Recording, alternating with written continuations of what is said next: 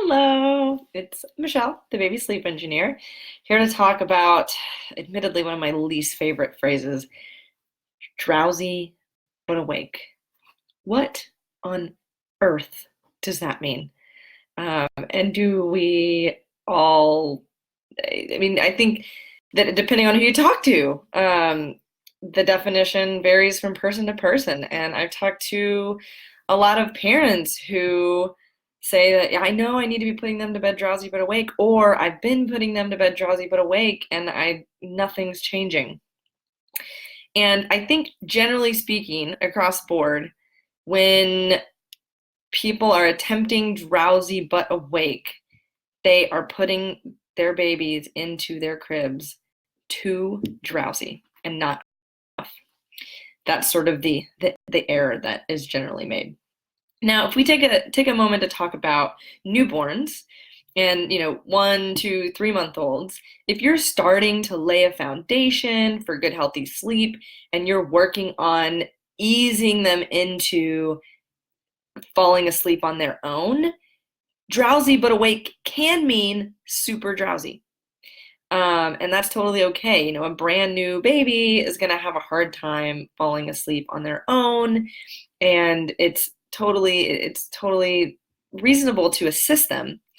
And so if I were working with you and you had a newborn, I would say, yeah, let's do really, really drowsy at first and have their eyes just be sort of like barely awake and then closing right when you lay them down. And then let's start to back that up a little bit and put them to bed a little less and less drowsy.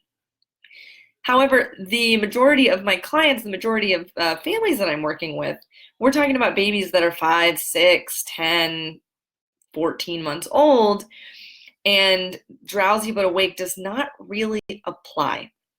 If I were going to redo this phrase, I might say calm but awake, but not really drowsy.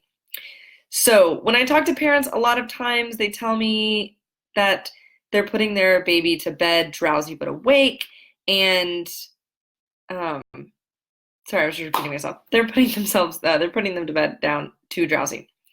Honestly, drowsy but awake. By the way, if you're here, say hello, and if you are listening to the replay, comment replay, but say hi. I'd love to hear from you, and please let me know if you have any questions.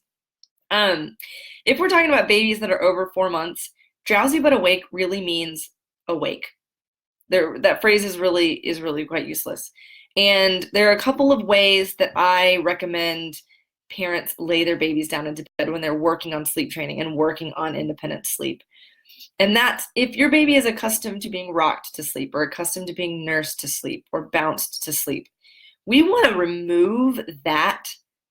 We want to move that activity to earlier in the bedtime routine to prevent them from getting too drowsy. Because what I think often happens is nursing is the last step in the routine. Excuse me. The baby is not asleep when nursing is done, but they are really, really close. Mom lays them in the bed and walks away. And when we get them too close to falling asleep, what happens when they wake up in between sleep cycles is they need that amount of help to go back to sleep. The whole reason we teach them to fall asleep on their own at bedtime is so that they can connect their sleep cycles in the middle of the night, and so they're not waking up and needing to be rocked or bounced or nursed in the middle of the night. And when we have nursing as the last step in the routine, or if we're getting them really, really close to falling asleep, we're doing too much of the work. And so they still wake up in between sleep cycles, unable to fall back asleep on their own. And so what I recommend is we pull those activities to earlier in the routine. So I'll just use nursing as an example. If you're nursing, if you've been nursing to sleep, if they like to fall asleep nursing, is to move nursing such that it ends at least 20 minutes before you lay them down to bed. We want the bedtime routine to be calming. We want the lighting to be low, but an example bedtime routine might look like if bedtime is at 6:30, you are nursing them from 6 to 6:10, then you are doing diaper change, pajamas, maybe an infant massage and reading a couple of books and snuggling in like a low lit room. And then you turn on the white noise, you lay them into bed, and you walk out. They're calm, they're tired, but they're not on the verge of falling asleep. And if you're having a lot of night wakes, if they're not able to self-soothe back to sleep, hey, Shelly. Um, if they're not able to soothe back to sleep, or you're having to nurse them at every wake because that's the only way you can get them to go back to sleep, then my guess is that nursing's happening too close to bedtime, that they're too drowsy. So I don't really have that much more to say on this topic other than I don't really like this phrase. I think it's confusing to parents because you're trying to do everything right, and someone just rattles off, well, put them to bed drowsy but awake. And I just don't think it's a very helpful phrase, because really when we're talking about babies who are over 4 months, they need to be going into the crib awake.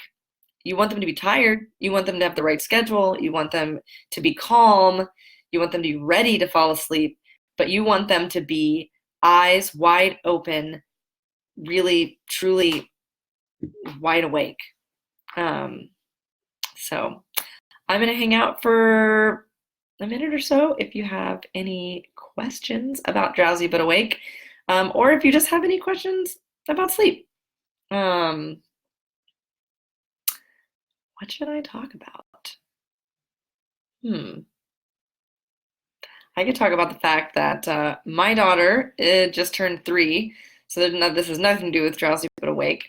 But we switched her from a crib to a bed about 2 months ago, and then we had just had a mattress on the floor.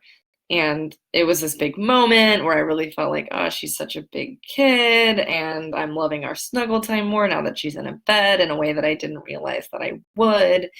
And we just a few days ago switched from the mattress on the floor to an actual bed frame, and I didn't anticipate having any feelings on this. I thought, this isn't really a big deal. It's going from one bed to the other, but I don't know. Every time I step foot in her room, I'm like, I don't know, almost crying because she's getting so big, and it's fun to watch them grow up, but it's also hard. Anyway, comment replay if you're watching the replay, and I'm happy to answer questions after, when the replay is posted. So don't hesitate. Thanks so much. Have a good day.